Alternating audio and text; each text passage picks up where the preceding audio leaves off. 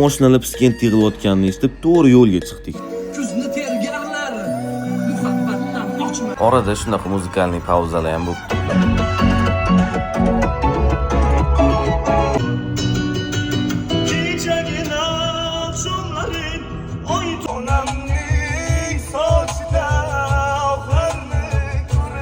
Mazza ketamiz deb tushvaran xomsinagan ekanmiz. Yo'ldan adashib qolib, boshqa yo'l bilan ketib qolamiz. Bu tunnellarimiz ham poligonga kirgizishdi. Poligondagi bu naklonli yo'llar qanchalik qo'rqinchliligini bir marta borib ko'rganingizdan keyin tushunib yetasiz. Va nihoyat shuncha bo'rini ichiga o'zimiz ham powerbankimizda yetib keldik.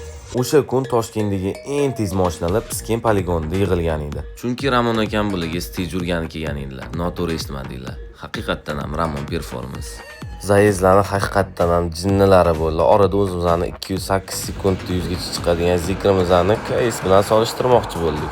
Orada Muhammad So'kan bilan kelisha olmay ikkalasini qo'yib ko'rishlikka qaror qildik. Shu videomiz 50 mingta layk yig'adigan bo'lsa, hamma zayezdlarni, hamma driftlarni, qanaqa mashinalar yig'ilganligini va eng asosiysi M5 KS va Zikr o'rtasidagi kim yutganini sizlarga ko'rsatamiz.